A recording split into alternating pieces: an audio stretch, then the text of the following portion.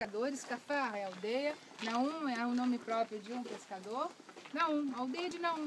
Essa aldeia, como vocês estão vendo, como todas as cidades antigas, na época de Jesus e antes mesmo na época de Jesus, isso é praxe, isso é lei. Em todas as cidades antigas, elas são obrigadas a serem circundadas por muros, assim como a cidade antiga de Jerusalém também. É a prova mais evidente que todas as cidades tem que ter uma fortaleza, tem que ter um muro para proteger os habitantes que estão dentro dela. E é claro que essa daqui não escapa à exceção. Vocês estão vendo esse muro que faz em volta de toda essa aldeia. As pessoas que moram aqui vivem, são pescadores em função ao mar de Tiberíades, o mar da Galileia. Os saduceus, que são os donos das barcas dos pescadores e também das redes, cobram impostos dos pessoas que trabalham aqui, dos pescadores, das aldeias.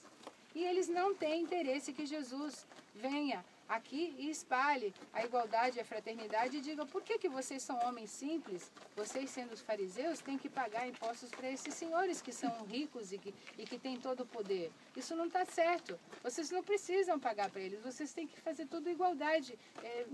Amor, não precisa pagar. E é claro, os donos de embarcação não queriam que isso acontecesse. Quando Jesus chega nessa região, ele faz questão de vir para essa região das aldeias, porque são gente mais simples, gente de povo que está afastado da fé. Ele não vai diretamente para Jerusalém, porque ele sabe que chegando lá ele vai ter que enfrentar os doutores do templo. Ele sabe que lá ele vai ter que enfrentar os saduceus mais ricos ainda, aqueles que eram mercadores no templo e que cobravam dos pobres, do povoado, do povo que vinha à peregrinação no templo, impostos. Então ele sabia que que ia ser difícil para ele. Ele deixou essa parte para o final, para os últimos dias da época da sua vida. Mas então ele veio primeiro, nos momentos bonitos, preparar o povo e tentar passar um pouquinho de amor e de igualdade e fraternidade nessa região. Ele vai longe da cidade de Tiberíades. A cidade de Tiberíades está exatamente do outro lado do Mar da Galileia, está ao oposto. Ele quer distância. Lá está Herodes Antipas, Deus me livre, aquele que queria perseguir e matar ele. Porque quando ele tinha 2 anos, foi aquela lei da matança dos primogênitos, onde então a família foge para o Egito e mais tarde eles voltam e se escondem em Nazaré. Nazaré era um agrupamento de casas, só umas 5, 6 pequenas, quase escondida na montanha. Ninguém ouviu falar de Nazaré e essa era a intenção, para proteger, para guardar a Jesus. Depois ele cresce. Lá ele aprende o ofício da carpintaria, ele aprende a ser mestre, ele aprende a ser um rabino. Vocês sabem, ele é judeu, ele é de uma família hebraica, e ele aprende a ser um homem bom. E aí ele vem para esse lado, porque ele sabe que essa gente está longe do templo, está necessitando de fé e de amor e da palavra dele. Ele vem para esse lado, então, para transmitir isso. E aqui ele se esforça muito, ele faz muitos milagres, ele cura Talita aqui dentro. Vocês acabaram de entrar na sinagoga de Jesus. Essa é a sinagoga onde ele pregou, é o local onde ele esteve e fez a cura de Talita com L de Lília, né? Não com B, que a Talita de B é ali que a gente estava ontem, né? Ontem, não me lembro mais, em Jope, tá? E essa é a diferença. Ele cura outras também, a sogra de Pedro, ele faz vários milagres aqui. Agora eu pergunto a vocês, essas pedras que vocês estão vendo, como eu falei, as pedras falam, para quem está no meu grupo já está entendendo isso, as pedras que vocês estão vendo são de cor basáltica, são de cor escura. Isso é a oxidação da lava, da erupção de um vulcão que se transformou em pedra e com contato com o oxigênio ele vira duro, feito ferro, e é muito difícil cortar essa pedra. Tanto as muralhas como os restos arqueológicos que estão espalhados por aqui, com exceção aqueles que são mais claros, que estão espalhados, são todos basálticos, que são típicos da região da Galileia, que são típicos da região do monte da colina do Golã, que é toda essa região que nós estamos, desde o quibutz, desde o hotel onde nós estamos até chegar aqui.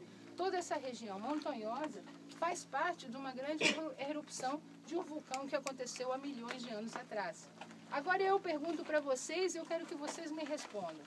Vocês estão vendo as pedras que são dessa região, são basálticas. Vocês estão vendo a sinagoga de Jesus. Eu pergunto para vocês, essa pode ser de verdade a sinagoga onde Jesus pregou e esteve? Não, pelas pedras não. Foi construída do Império Bizantino, né? A resposta é a seguinte, muito bem. automaticamente vocês me disseram que não compatiza, não tem nada a ver. Tá certo. Basáltico não tem nada a ver com granito. Com granito não, com calcário. Essas pedras significam que essa parte de cima da sinagoga é posterior à época em que Jesus esteve. Sim, ele esteve, mas ele esteve numa parte baixa. Ou seja, não, perdão, na parte mais abaixo desse chão. E depois, quando nós sairmos da sinagoga, eu vou mostrar para vocês, é que agora está em obra, ali não dá para passar, mas quando nós descermos pela mesma escada que nós subirmos, eu quero a atenção de todos vocês para ver o solo, o piso na subida de entrada nessa sinagoga. E vocês vão ver que o primeiro piso, é realmente básico da pedra de basáltico. Ou seja, havia sim a conclusão que os arqueólogos, porque a melhor prova da história é a arqueologia. Quando você está cavando, está encontrando uma pedra, as pedras falam. As pedras explicam para vocês o que aconteceu naquela época, naquele ano, naquele século. Então, se provou que havia uma outra sinagoga, um outro templo, e depois nós vamos comentar por que havia uma sinagoga aqui e não porque não foram lá no templo. Depois nós vamos comentar sobre isso também. Era sim a sinagoga onde Jesus esteve, mas o que se entende, como ele falou na época bizantina, no século III, IV e V, a população cresce e os romanos passam a ser, em vez de pagãos, passam a ser bizantinos, que é a primeira religião cristã a ser adotada e trazida para a Terra Santa. Portanto, quando a cidade cresce e passa ao bizantino, ou seja, ela é toda cristã, a população cresce muito e não cabe mais numa sinagoga pequena. A necessidade urgente de se aumentar a casa do Senhor, trazendo então pedras que são vindas de outros sítios arqueológicos, ou são pedras que são utilizadas por uma segunda construção. A primeira construção ela já devia ter sido cortada e utilizada em outro sítio, e ela foi retransportada, ela foi trazida para cá e refeita. Só para vocês terem uma ideia, uma sinagoga dessa pode levar 30 anos. Agora vamos aprender como é que eu posso saber que isso aqui é uma sinagoga. Nós vamos entrar, antes que a gente vá entrar. Essa porta de entrada, na verdade, não é uma porta, é uma entrada que leva uma escada para o segundo andar. E aqui era guardada o armário onde era guardada a Torá. A Torá é o Antigo Testamento, é a Bíblia. Porque a Torá era levada todos os dias para o centro da sinagoga, o pergaminho, né, as leis de Deus, o Antigo Testamento, é levado todos os dias para o centro da sinagoga, era aberto, é um rolo, é um pergaminho, é um rolo, se abre o rolo e se lê o parágrafo da semana. Então todo dia se abre, se traz ali, se lê e se guardava dentro de um armário que era guardado aqui. Tá? Além disso, essa parte também levava para um segundo andar. Segundo andar, para que uma sinagoga que tem 2 andares? Vamos lá e a gente vai aprender por quê. Vamos ver aqui.